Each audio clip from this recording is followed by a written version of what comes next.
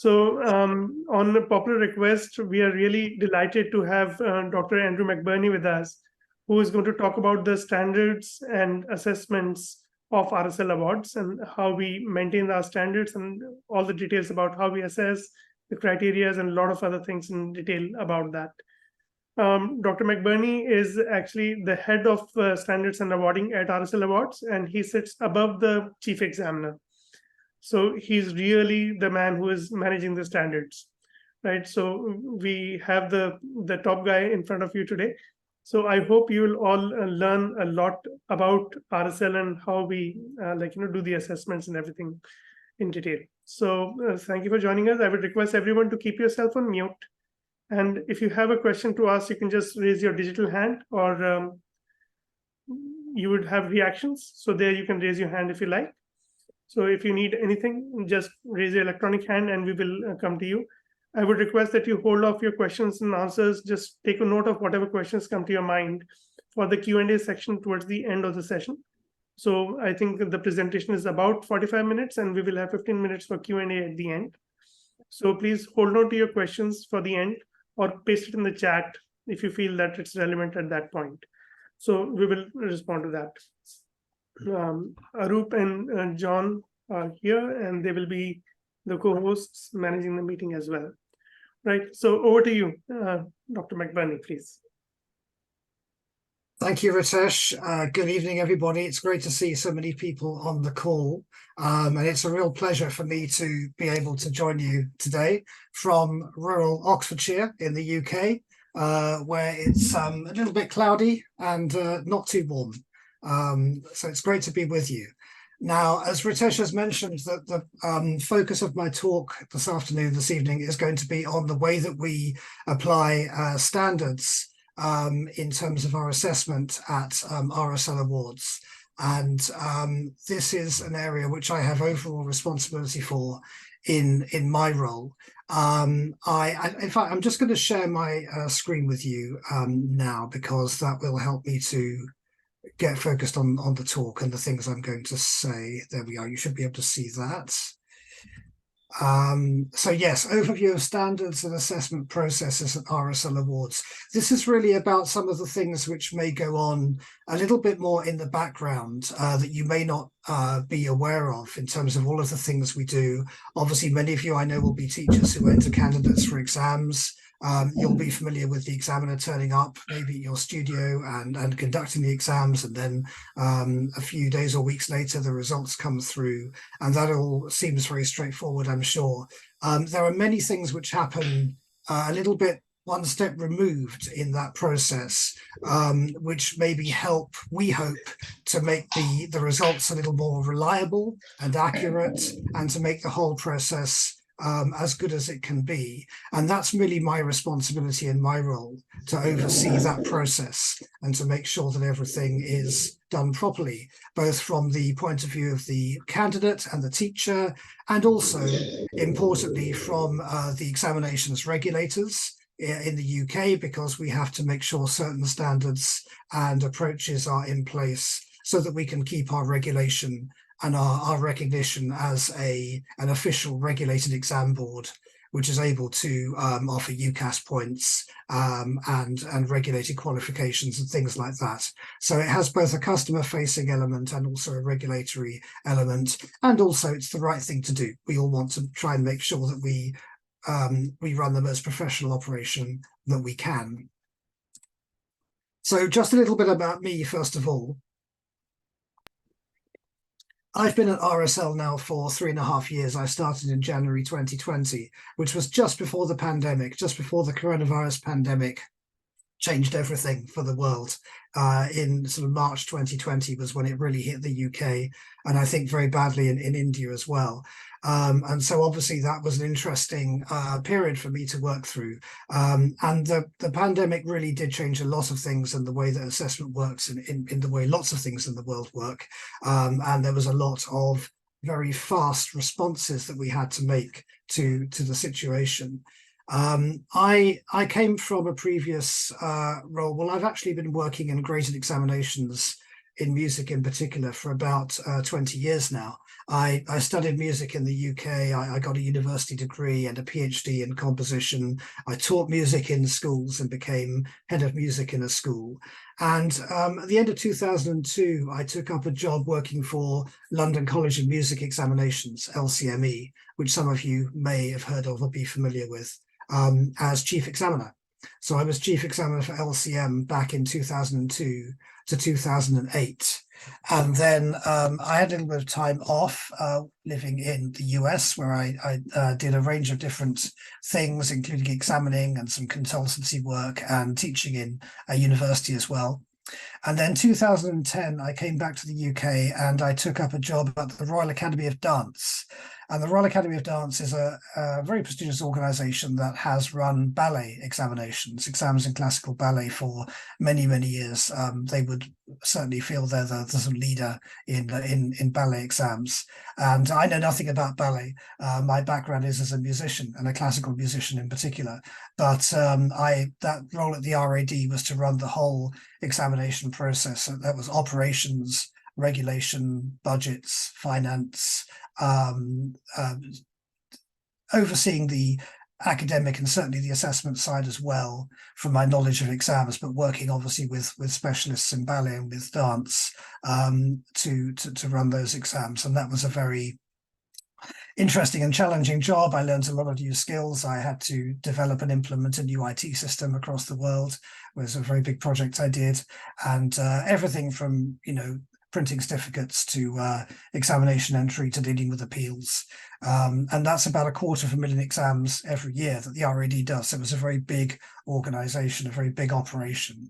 And that was a fascinating job to do for 10 years. And then after a certain amount of time, I decided that I needed to move on and maybe go back to something that was a little bit closer to my heart in terms of music. So that was when I started talking to RSL, to John Simpson in particular, and started to work at RSL in January 2020. And the job when I started was chief examiner. That was the name of the job when I started. But it was always, from the very beginning, it was always to oversee everything that RSL does. So not just the graded music exams, but also the PAA, Performance Arts exams, in musical theatre and dance, which, as you've heard, I have a bit of background in. And also, which was a new thing for me, the vocational qualifications, the qualifications we run in schools and colleges, which is a really interesting part of the portfolio. And so I oversee all of that. As time has gone on, it became clear that this job title, Head of Standards and Awarding, was a more appropriate title for what I was doing, because I sit at a slightly more strategic level, implementing the processes that we need to make sure are in place. But there's a chief examiner in music, Stuart Slater, that many of you will know and be familiar with. There's a chief examiner in performing arts, Jackie Kirk, soon to become Michelle Taylorson from next month. And then there are senior quality assurers in the vocational exams we do, Daniel Bowater and Rhys Matthews. So all of those people report to me. Those people obviously have a more hands-on approach to the specifics of those syllabuses and the exams and the process. And my role is to coordinate all of that at the level above that, as Ritesh said.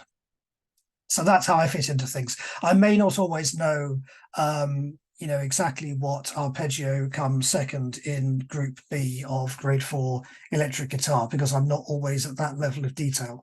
But hopefully I can give some perspectives on the way that those things work in general. So I want to talk about what I would refer to the pillars of assessment quality. How do we ensure that the examination results that you get as teachers, that your candidates receive, how can we ensure they are accurate and reliable and correct? And there are a number of different things that have to be taken into account here. It's not a straightforward matter at all. First of all, we need to have the right people. So examiner recruitment and training is a very important aspect of the process. We need to make sure that the examiners that we recruit are properly qualified, they have the right expertise, they have the right knowledge, they have the right mental approach, they have the right skill set, they're the right people to do the job. It's not an easy job, examining, doesn't suit everyone, and we need to make sure that we find the right people. These days we do more and more syllabuses. We are examining classical exams, we're going to be examining wind and brass quite soon. All examiners, of course, will have their specialisms. They may be drummers, they may be guitarists, whatever, but they have to be the kind of people that have a broad enough knowledge that they can learn all of the instrumental knowledge they need, all of the particular detailed information to examine across all instruments and all grades. And part of the training process is to plug those gaps that they have. Some examiners may be very, very familiar with guitar, not so familiar with vocals, for example.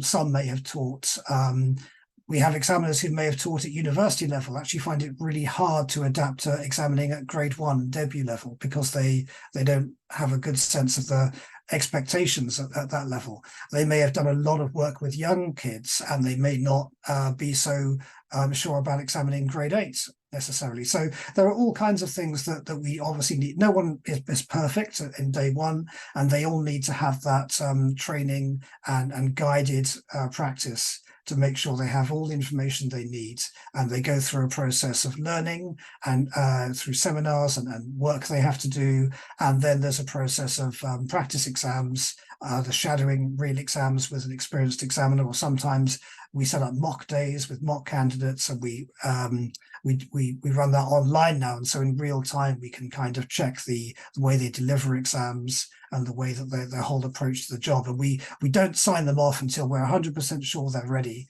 because obviously it's no good to anybody if the examiner is not confident and we don't have confidence in them.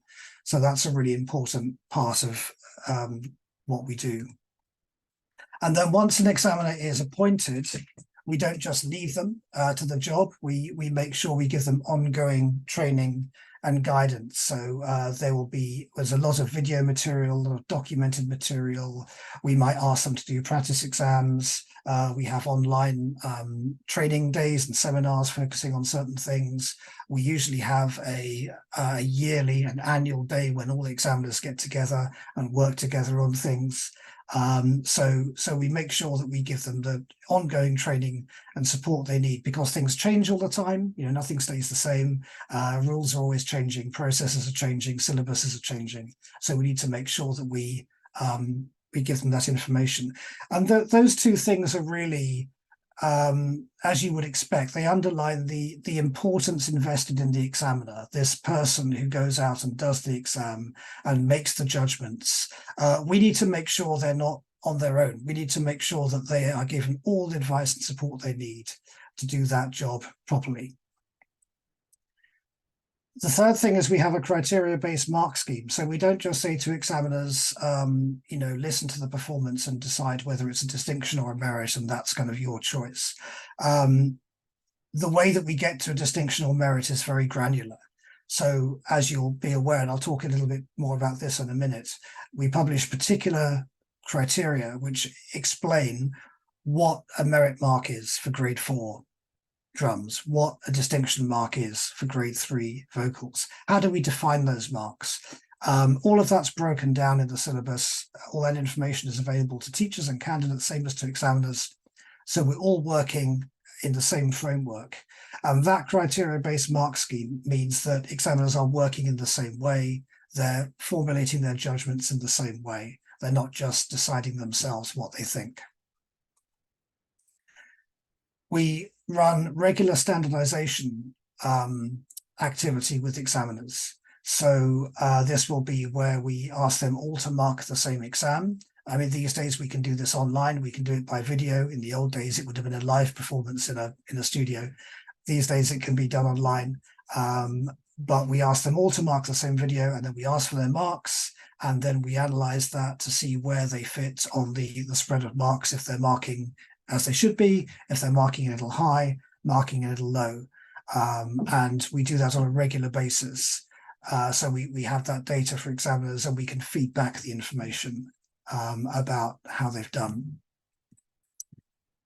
Another thing we do is and this might be the one that you're not so familiar with, we analyze live results. And I'll talk in more detail about this in a moment, but we have a process where on a regular basis, we look at the marking profile of an examiner when they're going out into in various different countries, various different centers examining, and we look at the marks that they are awarding. And through statistical analysis, we're able to determine whether those results look normal or not, whether they look high, whether they look low. And then we can implement action as a result of those that analysis, that information. And finally, quite importantly as well, we have the inquiries and appeals process. So some of you as teachers may have had cause to write to us and say, I don't agree with the results your examiner's given, there's some problem here. We do take all of those inquiries seriously. All examination boards have to do this. There has to be, from a regulatory standpoint, there has to be an inquiries and appeals process. And that's quite right that there is. And one of the things that inquiries and appeals process does is it feeds into the information about the reliability of examiners. So if a certain examiner is getting appeals on a regular basis, then that is giving us information there may be an issue with an examiner's marking. If an examiner gets no appeals against them, then that also gives us information that they may be working very well. And so that data is also something that we put into the pot with all of this. And for example, that would include things like remarks of video exams, which is a standard service that we offer now. That data is also logged. So all of this data comes together. So there are 6 things there. All of them are important. I'm going to talk now a little bit more about numbers 3, 4, and 5, because they are maybe the things that I can go into in a bit more detail. I won't talk too much about the first 2, but just to reiterate the point that we do that, and when we do a lot of training and a lot of support of examiners. I won't talk too much about the last one either, but there is an inquiries and appeals process, and that is something which is all the policies are on the website, and it is part of what goes into the sort of information that we hold.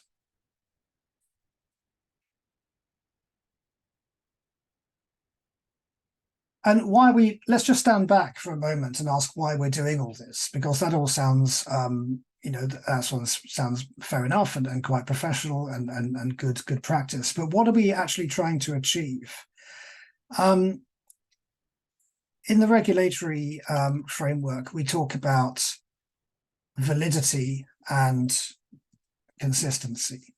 So validity means that when we give let's take a distinction in electric guitar at grade 8, right? That really has to mean something. We don't want to be giving a distinction for electric guitar at grade 8 unless we really think that person actually can play at a really, really good level, at a fantastic level, in an advanced context with really strong repertoire, and they are really working at that level. So any result we give has to mean something. It has to mean what it says we mean. And it's all very well to have a kind of internal sense of, well, we think this is what grade 8 means, so we're going to define this within RSL. It has to have a wider currency than that. All of the exam boards in the UK, Associated Board, LCME, Trinity, RSL, all of the regulated ones, we have a responsibility to ensure that our results are consistent between each other. So a grade 8 distinction from RSL should mean the same thing as a grade 8 distinction from Trinity, the same thing as a grade 8 distinction from ABRSM. And this is because, for example, those results are used for UCAS points. So they have to have an external meaning, and they have to be seen to be of the same standard. So we need to ensure that we are not, as a board, we are not the easy board, we are not the hard board, but we are just right in the middle and fair in terms of the results that we give. And the second point is consistency. And this will be something, if you're a teacher, you will totally understand. You want to make sure that when you put your students in for exams, that they're going to get the same marks. The marks are going to be applied in the same way over different examiners. So if you have 2 different examiners, you want to make sure they're marking in the same way, not that one is really harsh and one is really lenient.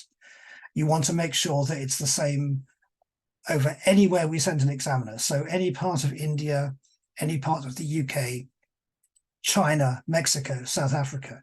Anywhere we send an examiner, anywhere the examiner lives, we want it to be the same. So that everybody in the world who gets an RSL exam knows that they've got the same thing.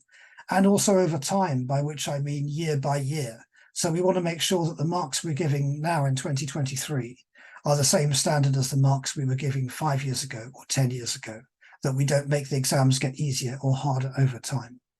So validity and consistency are really important benchmarks of any exam board, and we have to make sure that we can deliver on both of those. And finally, and I don't wish for this to sound like an afterthought, but it's very important. We do want the exam experience to be a positive one, a positive and enjoyable for all candidates. Now, look, with any exam system, some people are going to do better than they thought, and some are going to do worse than they thought, and some will be unhappy with their result. There's always going to be some disappointed candidates who don't get the mark they wanted. That's a product of the fact that the result has to be valid and consistent and reliable. It has to mean something. But whether or not they get the result they wanted, wouldn't it be great if everyone who went in to do an exam came out thinking, I'm glad I did that. That was a worthwhile thing to do. I'm happy I've done that. And a big part of being an examiner is to ensure that you deliver the exam professionally, that you create a nice atmosphere in the exam room, that the candidates enjoy their experience. And that is something we take seriously. And it's also something that we want to achieve. And actually, if candidates feel their exam really means something, that will contribute to that. It'll contribute to their sense of that it was a worthwhile thing to do.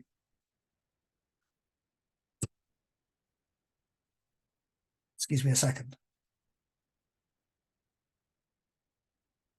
So I'm going to just talk in a little bit more detail now about the assessment criteria. Now, these, you're probably going to be quite familiar with these, so I won't spend too much time on them. I'll maybe just draw out a certain, just 1 or 2 points.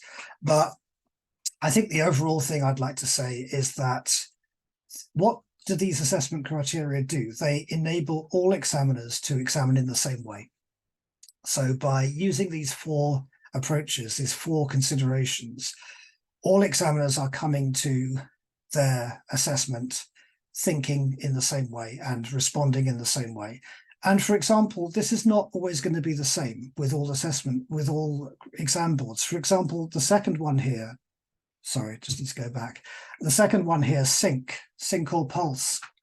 It's quite interesting, isn't it, that 25% of the marks for a performance are based on whether you can play in time or not. That wouldn't be the same for all exam boards necessarily, and we put that quite high in the list of things we're looking for. I think that comes from RSL's background as a pop and rock board, because when you're laying down a track in the studio, you're playing, you know, as part of a recording in the studio. Playing dead in time is absolutely crucial, particularly if you're a drummer or you know, a bass player, for example. You have to be absolutely on the beat, and that is something that we've taken as being really important, and we've applied that to all of the examining that we do. So we do put a lot of weight behind this idea of playing in time. Now, for some performances and some pieces and some instruments, it won't be quite so crucial that you're dead on time. For example, singers, vocalists, they can be a little bit more expressive, a little bit more flexible in terms of the way they use timing to sing expressively. Some singers might sit a little bit behind the beat or in front of the beat, or they might take a moment to kind of expand a phrase or something for stylistic reasons. And that's absolutely fine, because what we're talking about here is not necessarily on the beat. It's about a good sense of timing, a good sense of control of the timing and the pulse. If you're a classical musician and you're playing the piano, you're going to have pieces with rubato, which is where you're actually speeding up and slowing down the time. And that's expected as part of the performance. And so what we say here is maintain a secure internal pulse and adjust the pulse where instructed. So it's about being able to control the timing in performance. But that is something that we do give quite a high priority to.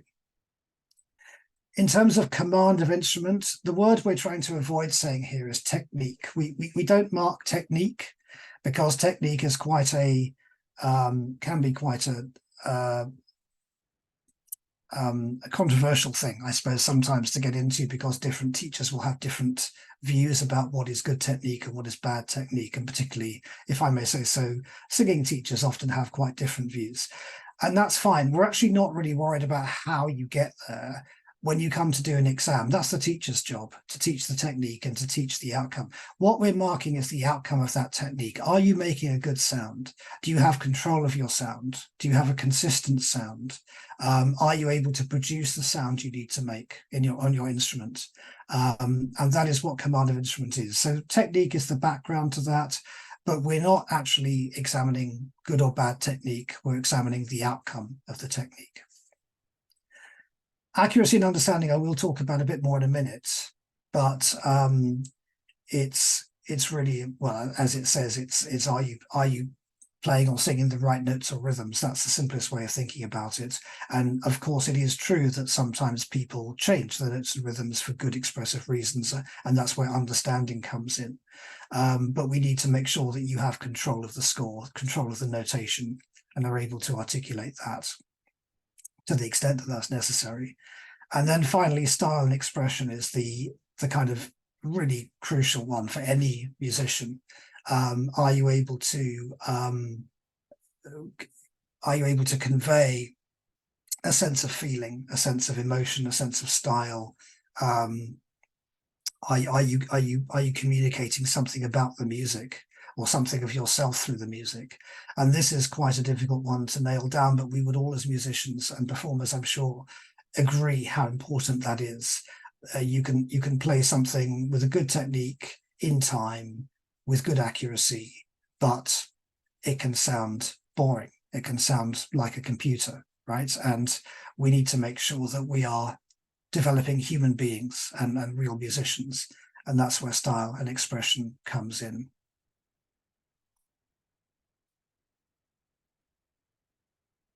And then for each of those assessment criteria, the examiner will give a mark. And on the mark sheet, which I'll show you in a minute, the examiner has a mark of 0 to 20. So for any performance, let's say it's command of instrument. So this is the one about the sound. The distinction would be consistently clear, so all the way through. Merit would be mostly clear. Pass is sometimes clear, and below pass, it's unclear. And then at the bottom level of below pass, it's no attempt or incomplete performance. So if you could actually get through the piece, you would get at least 6, is the implication of that. Now, that's kind of reasonably obvious. It's worth noting that within each band, the examiner has 3 marks to give. So even if they think that the sound is distinction standard, it could be 18, which is only just distinction, or it could be 20, which is absolutely brilliant distinction, or it could be 19, which is in the middle. So there is some, the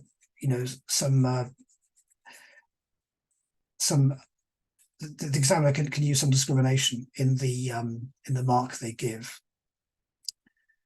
And the other thing worth noting about this grading criteria, which I find quite interesting, is that it's expressed in terms of time. So during the performance, how often were you clear? Were you clear all the time? Mostly, some of the time?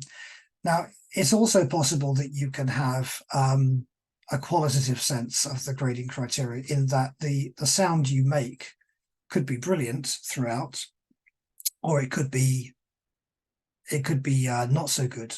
The tone quality could be maybe compromised in some way, and that could be the case all the way through. So it's actually not really just a question of the time. It's also a question of how good the control is, how good the command is.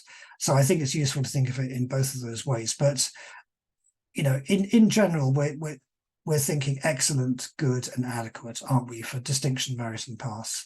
So it's worth remembering as a teacher that even if you're good is good, but it's not excellent. So just because I've been an examiner myself, and sometimes, you're sitting there listening to a performer and you're thinking, well, this is fine. There's nothing wrong with this, but it's not a distinction. Why is it not a distinction? And there's some extra quality. There's some quality of real excellence that you need for distinction. But merit is obviously a good standard. Pass is an adequate standard, but room for improvement. If you don't manage to produce clear sound at any point, or not even sufficient for a pass, then you would obviously be unsuccessful, which would be a mark of 11 or less. So you have assessment criteria and grading criteria, and this is the mark sheet the examiners actually use.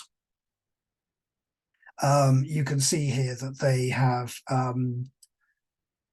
they're asked to notice if the candidate has a grade book. If they present an ID at grade 6 to 8, to mark them as present, the 3 pieces, then a mark of 20 for each of these, producing a final mark for the performance. This is a graded certificate video exam mark sheet. And then the technical exercises as well, for which we don't mark style, we just mark the other 3. So this digital mark sheet means that they don't need to worry about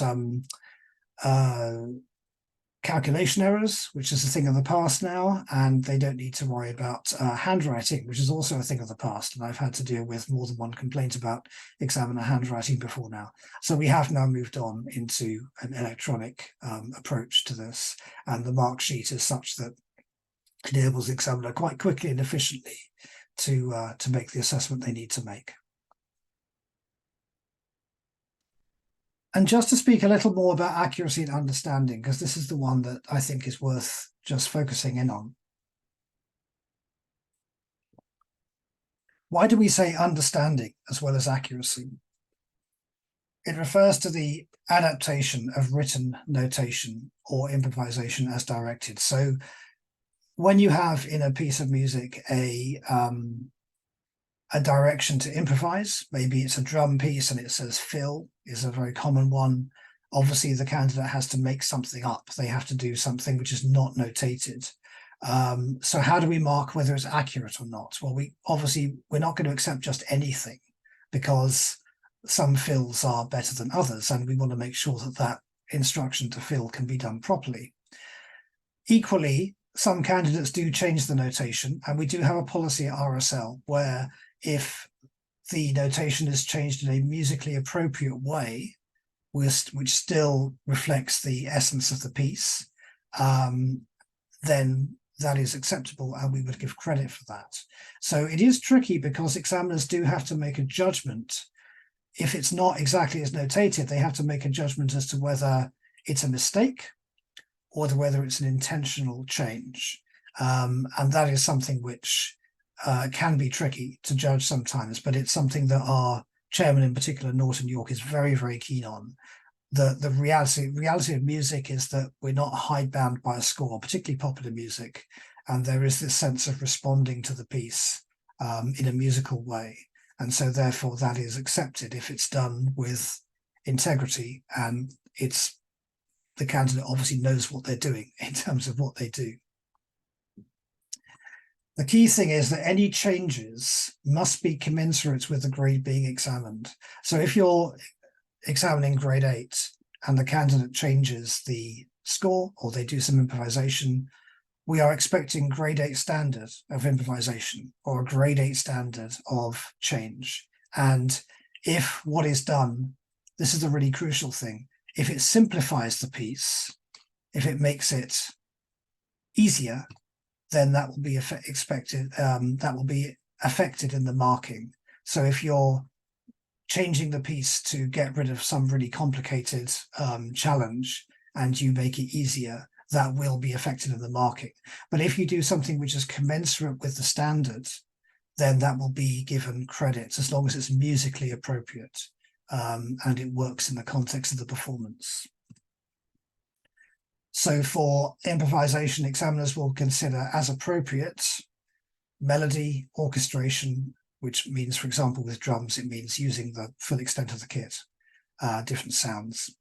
Harmony, that's very important for improvisation, because if there's a chord sequence and there's a, for example, guitar or bass or something, if there's a requirement to improvise over the chord sequence, it has to fit in with the chords, and that's obviously a crucial part of being able to improvise on those instruments. Rhythm, does it have an interesting rhythm?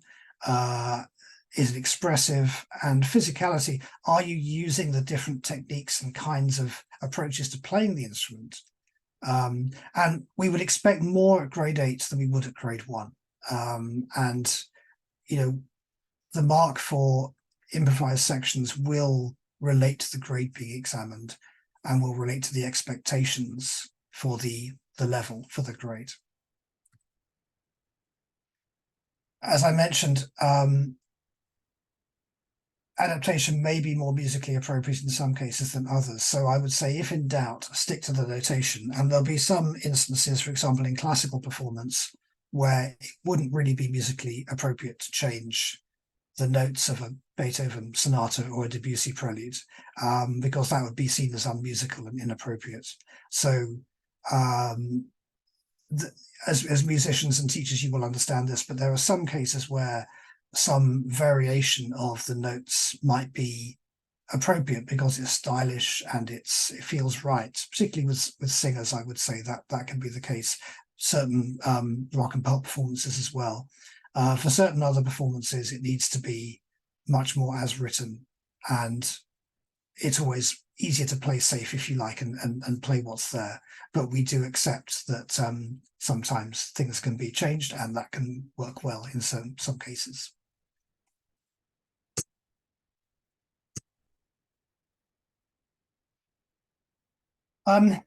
So the other thing that obviously a candidate gets, as well as the marks, is the comments, the written comments. And this is actually quite an important element of what you pay for an exam service. The way we do comments now has changed in recent years. We now give holistic comments across the whole exam, rather than separate comments for each component of the exam, focusing on strengths, as shown throughout the exam, areas for improvement, and an overall summary. So every candidate, no matter what standard, no matter what grade instrument, will have things they did well, to some extent, or relatively speaking. All candidates will have areas where they can improve, and we also give a general sense of how they performed in the exam. What this does is it actually avoids needless duplication. I've had to write reports myself as an examiner where you get a very similar standard throughout the exam, and actually what you write for one piece could be the same as what you write for the second and third piece, and you kind of run out of things to say after a certain amount of time. And so what this does is it enables the examiner to actually be much more targeted and use the space they have in a more useful way to really focus on the important issues for the candidate, whatever they may be throughout the exam. And although the comments may be general in nature, sometimes we do ask examiners to give specific examples where relevant. So if there's a particular part of one piece where there were some problems with the playing, or a particular part of one piece where it was really beautiful and expressive, we would encourage the examiner to make those clear by giving specific examples as well. But it does give the examiner room to write what they feel needs to be written about each candidate. But we do ask for the comments to be closely aligned to the criteria. So they should use terminology and vocabulary taken from the grading criteria and the assessment criteria, because that's what we're marking. So it will talk about command, it will talk about sync, it will talk about accuracy. And obviously the comments have to be in line with the marks. So if the marks are, if the candidate's been unsuccessful, unfortunately, in the exam, the comments are going to reflect that. They're going to focus more on the areas for improvement and the problems. If the candidate's got a distinction, the comments will reflect that it's a distinction. So it underlines the marks awarded. We're not, as examiners, and this is a point that's frequently made, we are not teachers as examiners. We are not there to teach the candidate or to tell you how to teach the candidate. So we're not trying to diagnose problems and to give solutions. The examiner's job is to describe what they heard. So this is what the candidate did They did this, they didn't do that. As teachers, your job then is to take those comments and to apply them to the teaching.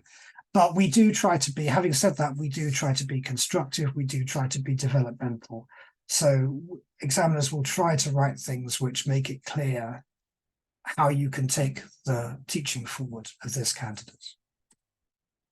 And of course, for recorded video exams, we do have a summary feedback video, which I think is a nice touch. If you do those, it means that you actually get to see who your examiner is, to know who your examiner is.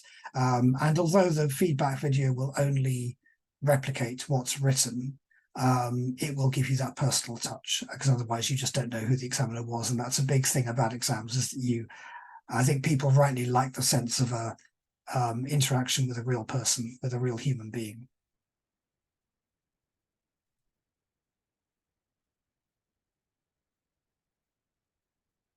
Now, I'll try and speed up a little bit because I'm only about halfway through and I've done more than half of my time. So I may just try and be a little bit more efficient as we move forward now. I also wanted to talk about analysis of live results. What we do is all of the results which examiners give are put into a database, and it's possible to take reports from that database, and the reports we take look like this. These are two genuine examples. So over a certain period of time, this might be 6 months, it might be 2 months, it might be a year, we have a blue line and an orange line, and the blue line shows the examiners, this is for a particular examiner, it shows their marking profile between marks of 0 to 100 across the bottom. So for example, it shows, this is percentages, and yes, up on the left-hand side, it's percentages of the sample. So it shows that 1.13% of the exams were given a mark of that's probably 50. And then there was a 51, a 53, for example, and you can see that the biggest percentage is almost always 90, because that's the highest single mark that we give. And the bell curve almost always goes like this. So it starts low, it gets higher and higher and higher and higher till we get to 90, and then it goes down because there's just a few 91s and 95s and things. So the curve normally looks like that. And for a large enough sample, that's what we would expect to see for most examiners if they go to many centres and different places. The blue line is one examiner. The orange line is all of the marks in the system, and we can filter that by all of the same centres, all of the same instruments, all of the same grades, or just everything. And there's 200,000 exam results in the database, and we can actually see what the universal profile looks like. The point of these graphs is to say, does these examiners' results look normal? Are they in line with what we would normally expect to see? This first one on the left is an examiner which is pretty much normal. I mean, although the blue line goes up and down because with a smaller sample, not every exam result's represented, you can see that the general contour of the line is pretty much the same. And so this would be an examiner who, it looks like their results are where we would expect them to be. With this examiner on the right, it's a smaller sample, but you can see many more of their marks are in the 60, 70, 80 range, and many fewer of their marks than normal are in the higher range. And so this would show that this examiner over this particular sample has given more marks on a lower scale, a lower level than we would normally expect. Now, that doesn't necessarily mean their marking is wrong. It could just mean that they've examined a number of candidates who are of a weaker standard, and that does happen. So it doesn't prove anything about the examiner, but it's another piece of information we can put in the mix. And if you have a large enough sample over, say, a year, it would be very unusual for the sample not to be in line. And we can use this to see what an examiner's marking profile looks like in terms of their actual marking. And then what we do is we have an examiner tracker document where we track these graphs month on month, and we also include other information. So we include standardization outcomes, we include observations, I'll talk about those in a moment, video remarks. Every row here is an examiner, and as the months go by, we plot the graph so you can see whether it's green, which is looking good, If it's amber, which is maybe there's a slight problem. If it's red, it looks very unusual. And I'm very proud of this screenshot because it does show that from one year to the next, we went to very many more green results than amber across this part of the panel. And we are seeing, as time goes on, more and more green graphs. So it's looking like more of our results are where we would expect them to be in terms of statistical samples as time goes on. We also run examiner observations. This is really important for actually viewing an examiner's work, the way they deliver exams in the studio, because obviously marking is one thing, but as I said before, it's not the whole job. There's also the delivery of the exams as well.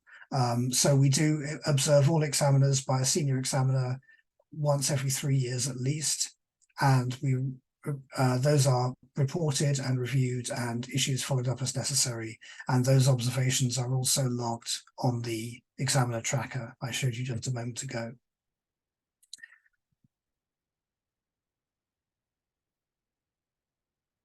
We also run formal standardizations, as I mentioned, so these are analyzed.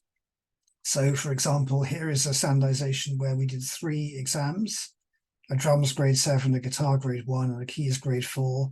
We log all the marks the examiners give, and then we plot them in a graph. And we do a calculation so that we can see on average how close the examiner was to the benchmarks across the 3 exams, taking into account both how high or low they were and also just how far away they were from the benchmark. And these examiners in the middle here were very, very close. These examiners were a little bit further away, but still within an acceptable area.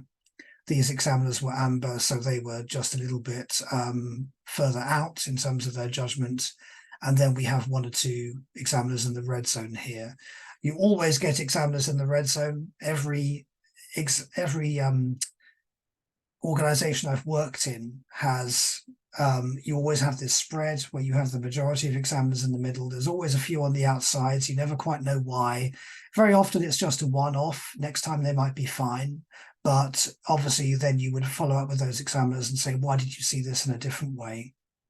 And this information is what enables us to see where examiners sit in terms of their marking. Standardizations are a little bit, you have to have a bit of a health warning on them, because when examiners know they're being watched, they can be a little bit overcritical. That's a human nature, is that when you're being watched, you don't want, nobody wants to be the easy examiner, the lenient examiner. So examiners sometimes go a little bit lower than they would, I think, when they're examining naturally. And it's like being interviewed, it's always a slightly nerve-wracking thing for examiners. And often we give them particularly tough exams. We actually give them exams where things go wrong and we want to know how they deal with this. So that's also why you get the spread sometimes. But it's a very useful exercise to do.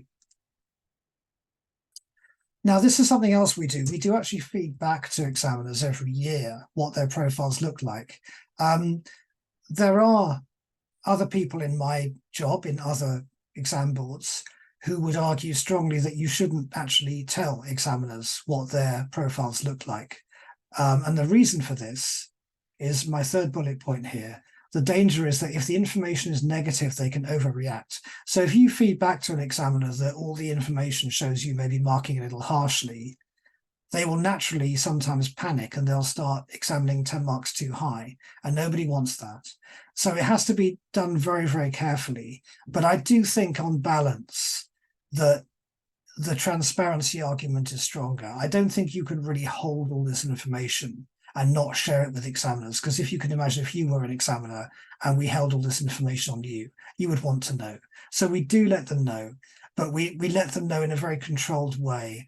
And I always say to them, don't change anything that you're doing in terms of examining, but maybe if you can't decide between a 17 and an 18, that's the point where maybe if you've been a little low, maybe you go to that higher mark, just to give the benefit to the candidates on that knife edge decision.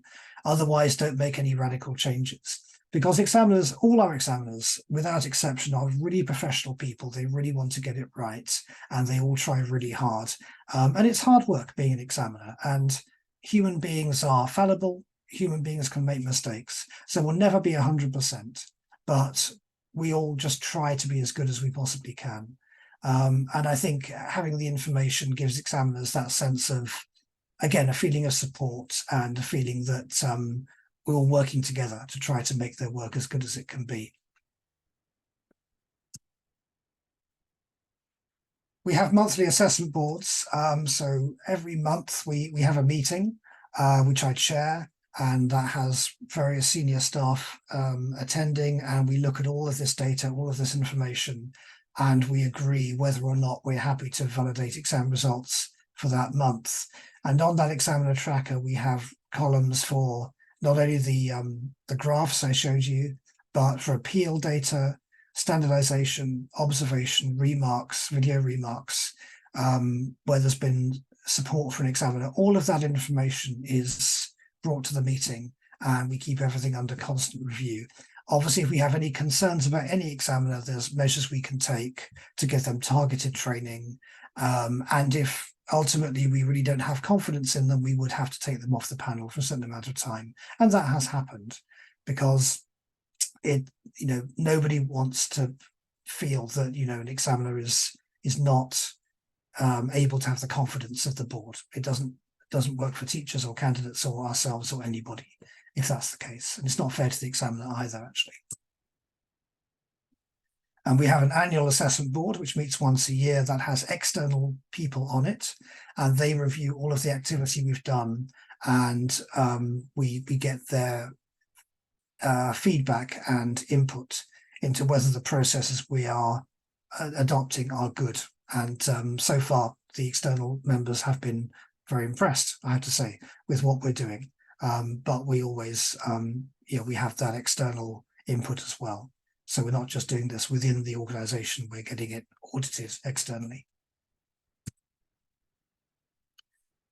Right, I've just got a couple of slides to finish off with, which are kind of a little bit different from everything else I've been talking about, but they're so important if you enter candidates for RSL music exams that I just think it's worth covering these points. I can see some messages in the chat. I'm not very good at...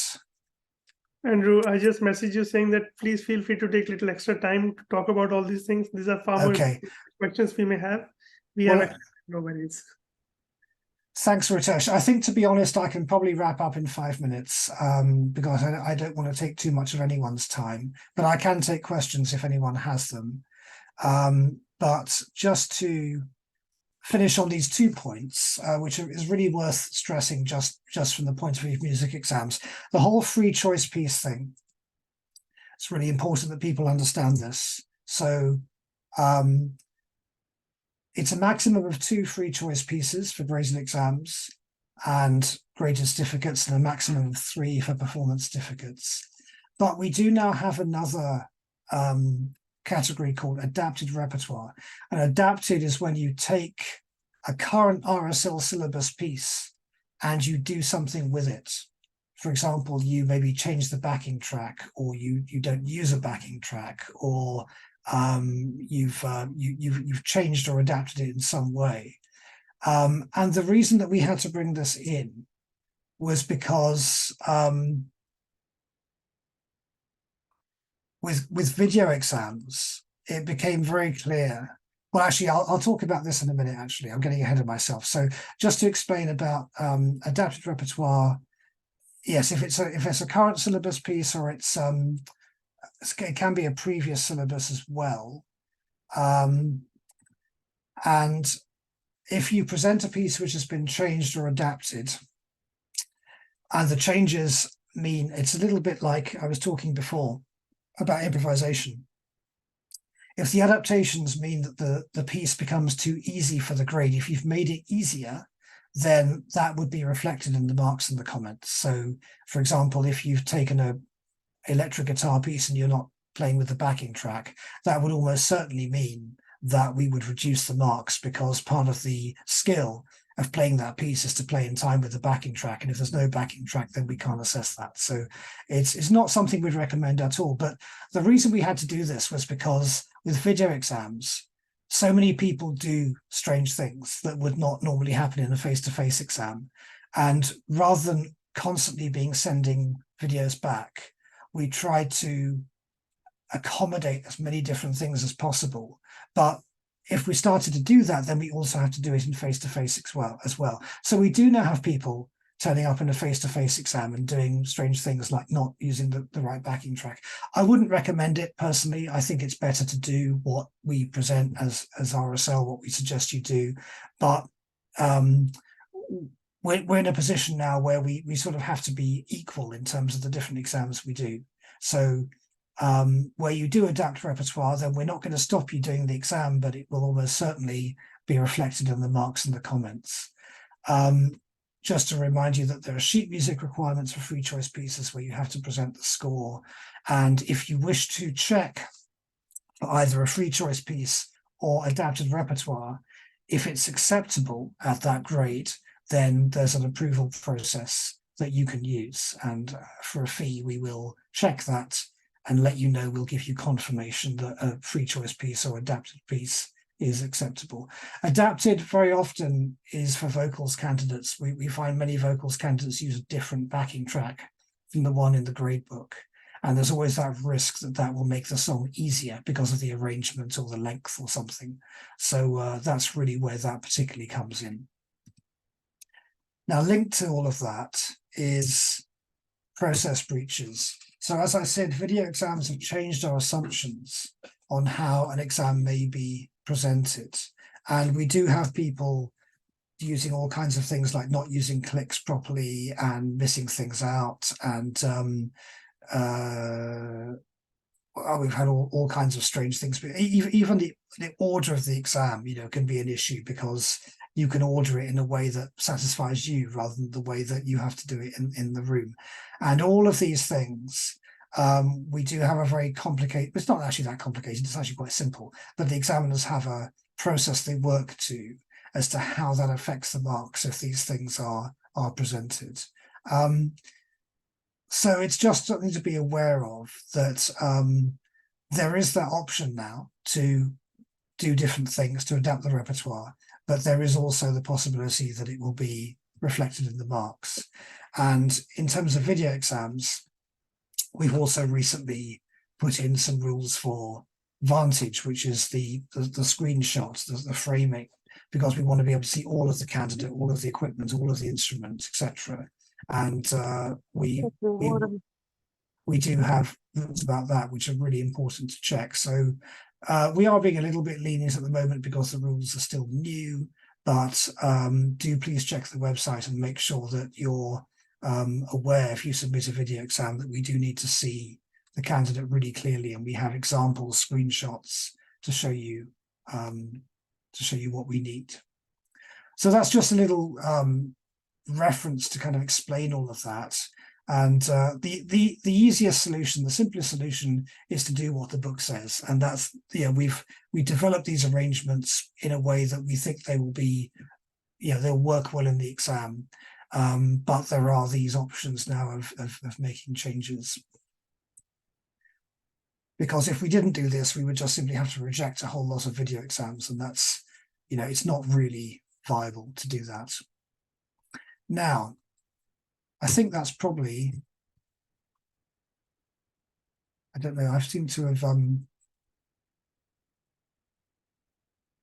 sorry, I'm trying to move on my slides and I can't do it for some reason. I've lost my... Your camera is also off now. Okay, I don't know what's happened here. Hang on a second. 1 second.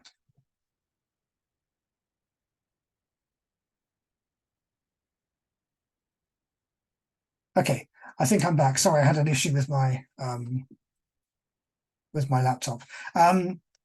Final point, just to make sure, please, that the syllabus you're using is up to date, because we are being stricter now about old syllabuses, and we're going to we are saying now that we're not able to examine the syllabus if it's out of date. So with the syllabus, we have a crossover period, 18 months, 2 years typically. After that crossover period is gone, then we'll no longer be able to examine expired syllabuses. And that's a directive we've had from the compliance area of the business. So just to make sure, please, that you are using the current syllabus and double check that it's not out of date when you enter for exams. And that does bring me to the end. So I've just about come in over the hour, just about an hour, which is about right. And Ritesh, what would you like to do? We can take a few questions if you like, and I can do my best to answer them, or I can also take questions away and We respond have a in due question right course. now. I think we Yeah. can take a few minutes to answer a few right now while we are online. That's fine. Mike is asking a question about the turning of pages by another Yes. exam. So what are the rules around that? Well, the rule about let me just see. Is my camera off at the moment? Yes, your camera is off now. All right, let me just see if I can turn it on again. Yeah. There we go. Yeah, it's so page turning is not allowed in face-to-face exams. We actually say the examiner will not turn pages. And we ask that if the candidate has a difficult page turn, then it is permissible to use photocopies. So you can set the book up on the stand and maybe have photocopies either side and be able to see the whole piece in one go. And then because we say that the examiner will not turn pages, we also apply the same rule for video exams. So we say it's not permissible for the teacher to turn pages because that's seen as an advantage to the candidate. So one of the things we are quite strict about with video exams is where there's teacher involvement or involvement from another person in the video exam. So the rules are that someone else can be present. They can introduce the candidates. They can be operating the camera, and they can introduce the pieces and the scales and the technical work, but they play no other part in the exam. So any additional advice or guidance or help for the candidate in the exam is seen as malpractice because it's seen as unfair advantage to the candidate. Now, it's true that some things might seem quite minor, like turning pages or just kind of reminding someone where they are or what they have to do next or something like that. In practice, examiners would certainly give that kind of advice in the exam room. And so with a small thing like that, we would normally be okay with that. But just to be on the absolute safe side, to be fair, it really should be the candidate is delivering the exam as a recital on their own. So apart from the introductions and operating the camera, the teacher or the other person should play no part in the exam, and that would include things like turning pages.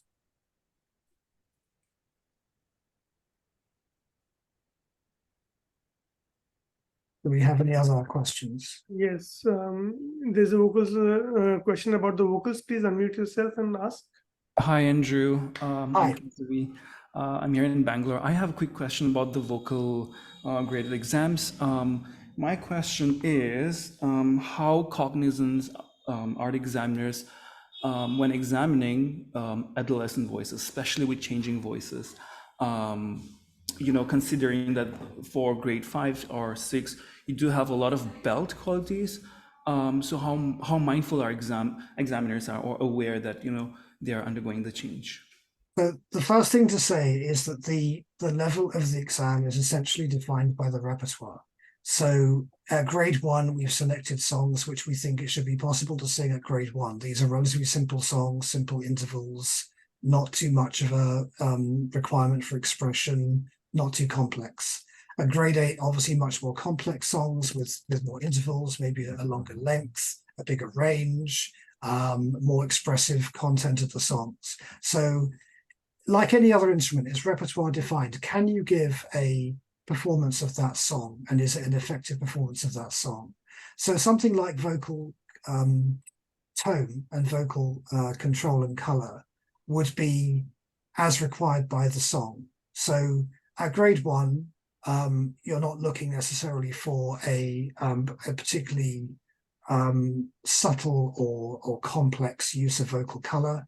At grade 8, you might be looking for much more of that. But obviously every singer is individual, every singer is different, and we do understand that people will be at different stages of their development. But if they're choosing the right grade for their voice and their ability, they should be able to get a good mark. And we're not looking for any particular, I mean, there's this idea that if you're singing a song by Adele, you have to sound like Adele. Well, that's not true, because every singer is going to sound different. But if you look at the grading criteria, the assessment criteria for control of instrument, it says consistent control. If you can control your voice in a consistent way, for whatever level of singer you are, whatever kind of music you're singing, you should be able to get a good mark. But you also need to make sure that you're not taking a grade which is just a little bit beyond your ability. So it's a complicated area because every singer is different. I understand that. Examiners will ultimately be looking for a musical and stylish performance, and they will understand that people are at different levels in terms of their development. But it's important you choose repertoire that you can present well as a singer at any level, I would say. Thank you. And are the demo tracks that that RSL has, are those the benchmarks, standards that students are supposed to, keep aligned with, abreast with, or? I would take the notated score as being the more of the benchmark. I know sometimes there are discrepancies between the recordings and the scores. They have been brought to our attention. Where there are differences, we will accept either in the exam, but it's really the notation which is the benchmark of what's expected. And then the recordings are, as all performances of songs are, they are individual realizations of those songs by professional singers in many cases. So that's more something to aspire to. I would say it's the notated score which should be the benchmark for what candidates are expected to do in the exam. Thank you so much. Sure. Any more questions, anyone? Well, if you don't have any questions, you can always write to us at india@rslawards.com, and we will get back the answers very soon. So the team is all very well connected. They're all here. Priyan is there, John is there, Arup is there, country manager, regional managers. So everybody is here. So just reach out to us for any further help, and we'll get back to you. Thank you so much, Dr. McBirnie, for giving us your precious time and for all the insight that you've given us. And I think thank you. It would be really well appreciated by all the teachers here today. Thank you. Well, it's been so nice to see so many of you on the call, and it's great that you've all given your time as well to join. So thank you for that, and thank you for your support of RSL and all your students as well. It's really appreciated, and I hope one day I will come to India and meet you, because I've never actually been to India. It's one place I haven't ever been in my life, so I would love to come and meet you all sometime. Thank you. That was brilliant. Thank you. Goodbye, everyone. Take care. Thank you. Bye-bye. thank you.